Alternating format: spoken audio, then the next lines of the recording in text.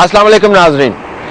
10 मार्च 2005 जुमेरात का दिन था। Lower house of the parliament के सामने हिंदुस्तान के प्राइम मिनिस्टर मनमोहन सिंह साहब ने एक बयान दिया जिसमें उन्होंने कहा कि हिंदुस्तान और पाकिस्तान के लोगों को दो चीजें करीब ला सकती हैं, एक है क्रिकेट और दूसरा है बॉलीवुड।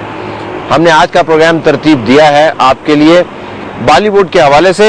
ये हम आपको बताते चलें कि ये प्रोग्राम हमने उस दिन रिकॉर्ड किया था जिस दिन बॉम्बे के अंदर धमाके हो रहे थे, तो हमारा ख्याल नहीं था कि हम इस प्रोग्राम को चला पाएंगे, लेकिन उसके बाद जिस किस्म की बहस चली हमें ख्याल ये हुआ कि शायद इस वक्त ये प्रोग्राम बहुत रेलेवेंट है। सवाल इस प्रोग्राम में हम ये उठाना चाह रहे हैं कि हिंदुस्तान की तरफ से जो फिल्में बनती हैं और जो पाकिस्तान के अंदर मार्केट होती हैं और देखी जा रही हैं, बाज़ औक़ात हमें बताया जाता है कि शायद रूल्स परमिट नहीं करते, लेकिन फिर भी फिल्में बहुत देखी जाती हैं, रेटिंग्स में बाकायदा आती हैं। इनके पीछे सियासत क्या है, इनका असर पाकिस्तान के ऊपर क्या पड़ रहा है? मैं सिर्फ सकाफती जाविये से बात नहीं कर रहा हूं, मैं बात कर रहा हूं सियासी जाविये से भी और सफारती जाविये से भी। प्रोग्राम आप देखिएगा, इसके अंदर आपको हिंदुस्तान की फिल्मों की जो कहानी है पाकिस्तान के अंदर वो सुनाई देगी और आपको ये भी पता चलेगा कि पाकिस्तान के यूथ के ऊपर इसका किस किस्म का असर पड़ रहा है। एक साहब दीर के इलाके से चले, जमासाल लड़का, और हिंदुस्तान के एक फिल्मी हीरो की तलाश में बॉर्डर के उस पार चले गए। 6 माह उन्होंने कैद की सऊबतें बर्दाश्त की और उसके बाद वापस आए और अब उनका ख्याल है कि शायद पढ़ाई के ऊपर तवज्जो वो ज़्यादा देंगे। वो भी इस प्रोग्राम के अंदर मौजूद हैं।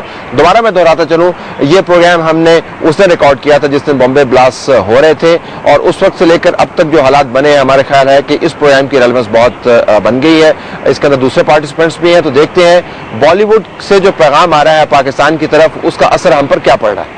देखो देखो है शाम बड़ी दीवानी, धीरे धीरे बन जाए न कोई कहानी। देखो देखो है शाम बड़ी दीवानी, धीरे धीरे बन जाए न कोई कहानी। दिल भर है, दिलकश है, दिलदार नजारे हैं, आज जमीन पर उतरे कितने सितारे हैं।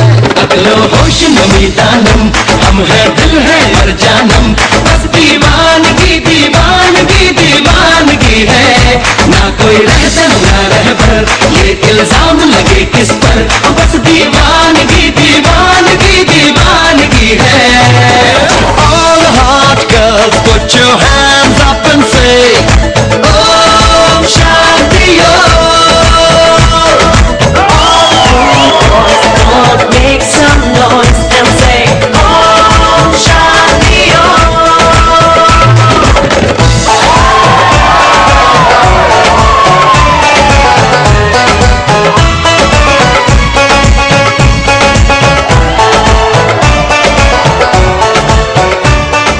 मेरा नाम नासिर सुल्तान है और मैं इंडिया को देखने गया था और मुझे शाहरुख खान बहुत पसंद था, इसलिए मैं इंडिया चला गया था। प्रोग्राम में खुशामदीद नाज़रीन, हमारे एक मेहमान ने तारुफ करवा दिया और जिस तरह हमने प्रोग्राम का आगाज किया उससे आपको मौजू का भी थोड़ा सा अंदाजा हो गया होगा। ये दीर से ये बच्चा चला, 10वीं जमात का तालिब इल्म, और पहली मरतबा दीर से बाहर निकला, पेशावर गया, पेशावर से फिर ये लाहौर गया, लाहौर से इन्होंने बॉर्डर क्रॉस किया। शाहरुख खान की मोहब्बत इनको हिंदुस्तान खींच के लेगी, जहां पर 3 माह से लगभग का अरसा इन्होंने जेल में गुजारा और उसके बाद बड़ी तगोदो के बाद ये पाकिस्तान वापस आए।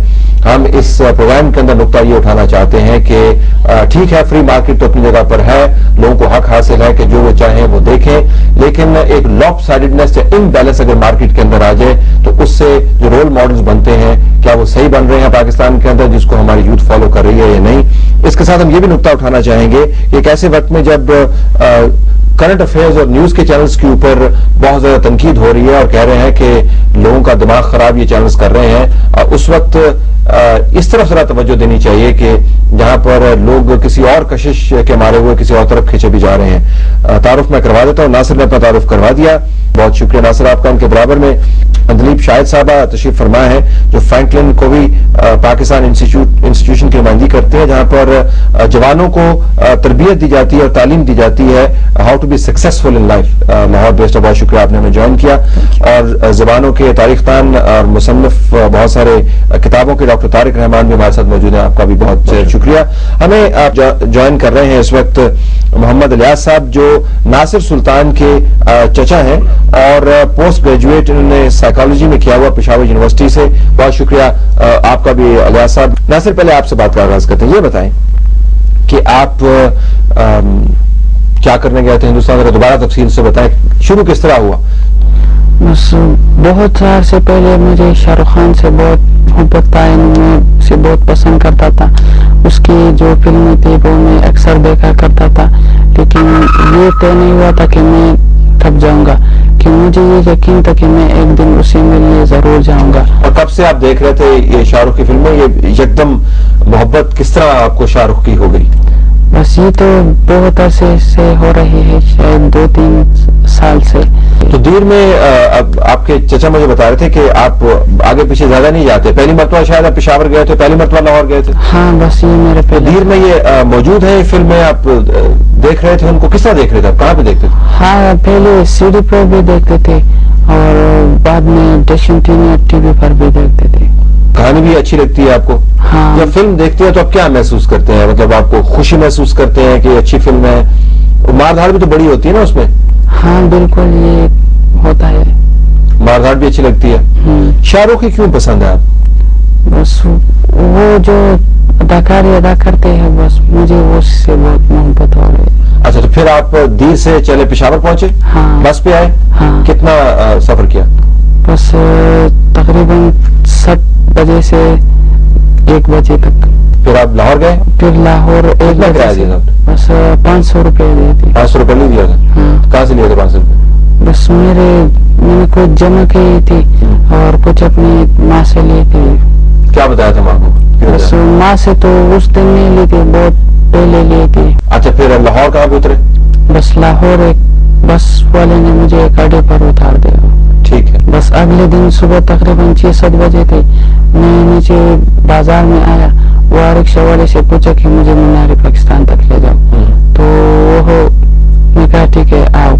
تو میں جب سفر کر رہا تھا تو راستے میں نے ان سے پوچھا کہ مجھے بارڈر کا پتہ دے دو کہ بارڈر یہاں سے کس طرف ہے اور کتنی دور ہے. تو اس نے کہا کہ یہ تو بہت دور ہے, یہاں ایک بس کھڑی ہے مینار پاکستان کے سامنے, ایک بس کھڑی تھی, اس کی طرف اشارہ کیا کہ یہ کس اور کی طرف جاتا ہے تو اس میں بیٹھ کر پسوڑ جانا اور وہاں سے رکشہ پکڑ کے سیدھا بارڈر تک تمہیں لے جائیں گے.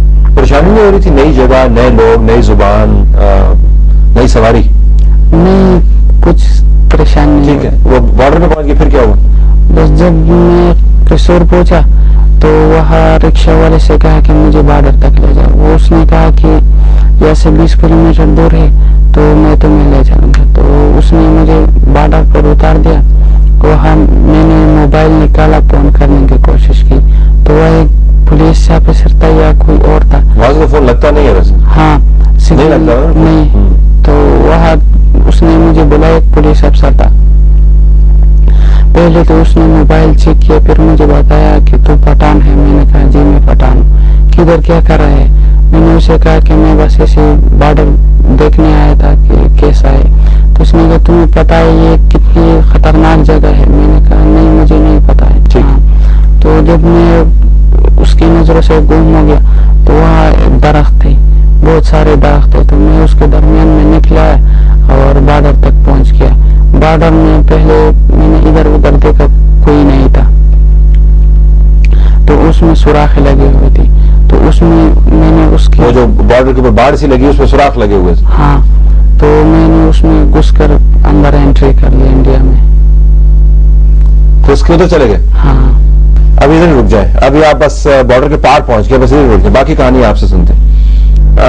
ادیب صاحب یہ جو مائنڈ کیپچرنگ ہے, یہ جو اس قسم کی محبت ہے, اس قسم کی اٹیچمنٹ ہے اس سمبل کے ساتھ جس کا کوئی تعلق نہیں ہے, یہ کس what does it tell you?